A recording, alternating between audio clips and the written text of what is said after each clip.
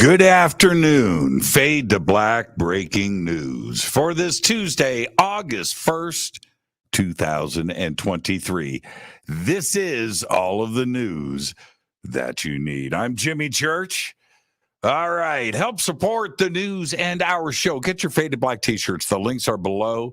You can do it one of two ways. Order a shirt off the website. Get a Game Changer membership. Everything ships for free. And the next day, it helps support what we do, like we're doing right now, which is the news. And before I get to the news, I just got back from Miami and was out there for the 4BK Forbidden Conscious Awards in Miami. And it was a great weekend, whirlwind, everything that we had to do to put on the live broadcast, which happened on Sunday. Today's Tuesday. I flew back yesterday, got back late last night. Here I am broadcasting right now. And I was this just happened right before the show. I've got a video that nobody has seen, and I'm just for you guys today, I'm going to show it to you. I just wanted something for myself. So that's it. We were just called everybody to come in and start taking their seats. This show is about to start, and that's it, right? It's live broadcast and everything else. And so that's it. It's showtime. I'm backstage. I got the countdown. We're ready to go. And so I decided at just right then, I took out my phone, started recording video. And this is the shot as people are coming in and taking their seats, and we start the show. You ready? This is just for you. Nobody has seen this. I don't even know if I'll upload this, but I'll share it with you now. Here we go. This is Sunday night. This is backstage. Oh, yeah. It's kind of quiet out here. I said, oh, yeah. What is up, Miami?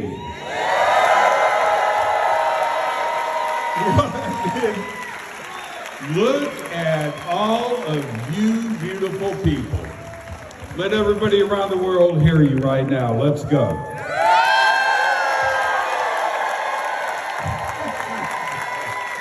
This is amazing. Now. All right. So that's it. You know, I just shot that, and I just watched it for the first time. Well, wow, that's kind of cool. So that's how it happens.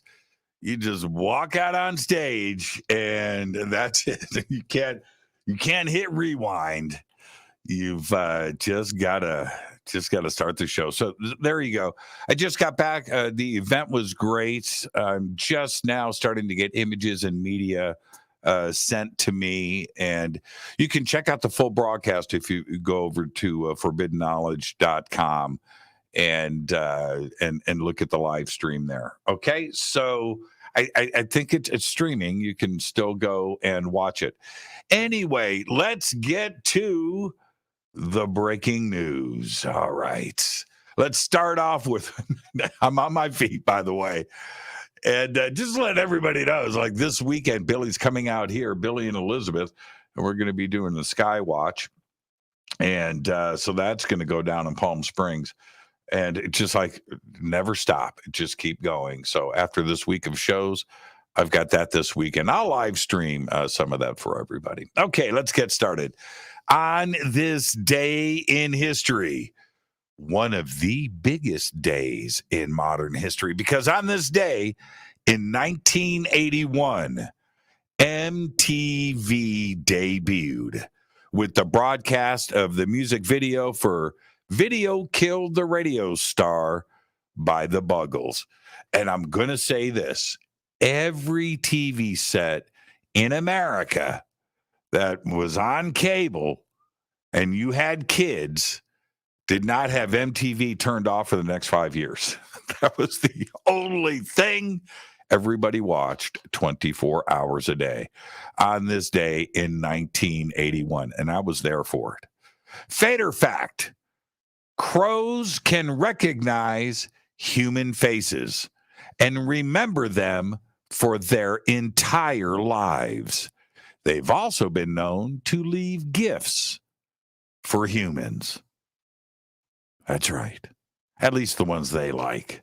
And that is your Fader Fact. Let's get to the breaking news. This happened yesterday while I was traveling back to Los Angeles. Rest in peace, Paul Rubens, the creator of Pee Wee Herman. He died yesterday at the age of 70 after fighting cancer over the last 6 years. He kept that cancer fight completely private. Took us all by surprise yesterday. Rest in peace, Pee Wee. All right. NASA is listening for any peep from Voyager 2 after losing contact with the spacecraft billions of miles away. Voyager 2 has been out of touch ever since flight controllers accidentally sent a wrong command more than a week ago that tilted its antenna away from Earth. The spacecraft's antenna shifted a mere 2%, but it was enough to cut communications. Although it's considered a long shot, NASA said today that its huge dish antenna in Canberra, Australia, is on the lookout for any stray signals from Voyager 2, currently more than 12 billion miles away. It takes more than 18 hours for its signal to reach Earth. Over the coming week, the Canberra antenna will bombard Voyager 2's vicinity with the correct command and hope it hits its mark. Otherwise, NASA will have to wait until October for an automatic spacecraft reset that should restore communication. Voyager 2 was launched in 1977 to explore the outer planets, just a couple of weeks ahead of its identical twin, Voyager 1. Still in touch with Earth, Voyager 1 is now nearly 15 billion miles away, making it humanity's most distant spacecraft. As actors and writers strike over fair compensation and protections from the encroachment of artificial intelligence, Netflix just listed a position for a machine learning product manager that will compensate somewhere between $300,000 and $900,000 a year. This is not the only new AI position sought by Netflix. The company is also seeking to hire a technical director for its generative AI for up to $650,000 a year. Generative AI can produce text, images, and video from input data, which could be used to create original content. According to the Screen Actors Guild, 87% of the Guild's actors make less than $26,000 per year. The use of AI in the production of film and television, either to write scripts, generate actors' likenesses, or cut corners in paying for creative work, it has been a major point of contention in negotiations between the Alliance of Motion Picture and Television Producers and SAG and the Writers Guild of America. Writers have been striking since May. The actors joined earlier this month. The first joint strike since 1960 threatens to bring Hollywood to a complete standstill. Scientists now think they've pinpointed the brain region where conscious awareness is managed. Unbelievable. The team from Hebrew University of Jerusalem in Israel and UC Berkeley right here in the United States found sustained brain activity in the are you ready for this? The occipitotemporal area of the visual cortex in the back of the brain. I'll say it again. Occipitotemporal. You can look it up. That area in the back of the brain, while this activity dropped to around 10 to 20% of its level, or about 300 milliseconds after an original visual stimulus, the pattern of activity remained while the stimulus was viewed. That was in contrast to other brain areas where information disappeared entirely within a half a second. The researchers can't say for sure how their findings relate to consciousness, but they suggest that the sustained activity in the visual cortex could be fed back to the prefrontal cortex where thoughts and actions are managed. And this is incredible. A husband and wife are on the verge of opening their very own spaceport. All of this on a tiny island. Frank and Debbie Strang bought a former RAF radar station on the Unst in Shetland about 15 years ago with an idea to turn it into an ecotourism attraction. But the plan changed when the UK government was looking for potential sites for vertical launches of small rockets carrying satellites. The Strangs are now just weeks away from seeing the site secure a spaceport license. The site and overall project is today owned by Saxavord Spaceport, which was set up as a standalone company with the Strangs as founders and shareholders. It now has 400 shareholders and more than 80 staff. Amazing.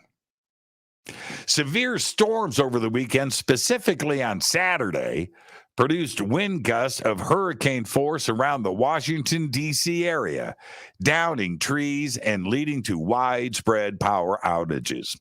The first responders were busy in the first hours after the storm, responding to calls of trees on tops of homes, cars, and called for damage in some neighborhoods significant. Videos and photos from K Street in the heart of the district to neighborhoods in the sprawling suburbs of Maryland and Virginia showed nearly the same scenes. Uprooted trees and snapped limbs nearly everywhere you looked. The National Weather Service said wind gusts with the storms that tore through the nation's capital were estimated to have topped 80 miles per hour and were accompanied by torrential rainfall and frequent lightning. Incredible. It's like hurricane winds are now commonplace without hurricanes. Tonight, an upcoming NASA launch to the International Space Station will be visible to people from 12 states in the eastern U.S. NASA will launch the Northrop Grumman's Antares rocket tonight at 8:31 p.m. Eastern Time from the NASA Wallops Flight Facility on Wallops Island in eastern Virginia. The launch is Northrop Grumman's 19th expedition, where it delivers supplies, science investigations, and equipment to the International Space Station. NASA will broadcast the launch live on NASA television, the NASA app, and its website, and various social media platforms, including YouTube and X, formerly known as Twitter. And finally, I'll leave you with this. As it turns out, the two Barbie dolls that recently went on display at the Smithsonian are not the first to have flown into space, contrary to how they are described in the exhibit. The pair of space discovery dolls that debuted July 18th at the National Air and Space Museum's Stephen F. Hazy Center in Virginia were indeed launched into orbit in 2022 and were the first Barbie dolls that Mattel arranged to fly. But launched on November 15th, 1990, aboard the space shuttle Atlantis, Barbie and the STS-38 crew spent nearly 5 days in space. Well, it's 4 days, 21 hours and 54 minutes and 31 seconds to be exact, on a mission for the Department of Defense. As a classified flight, we don't know anything about it or what the astronauts did in orbit. However, there is an IMAX movie that was shot at the time showing Barbie tucked in between the lower deck cabinets. Some things you can't make up. The STS-38 crew also photographed Barbie floating in front of the window with the Earth below as her backdrop. The same person who sewed Barbie's custom spacesuit for that flight, right? She went on to work for the National Archives, where in 1999, she helped arrange for Barbie to be temporarily displayed at the Dwight D. Eisenhower Presidential Library and Museum in Kansas, in conjunction with an exhibit celebrating 40 years of Barbie. Well, that's what happens when you're on a top secret mission to space. Kind of hard to prove it, even if you are Barbie.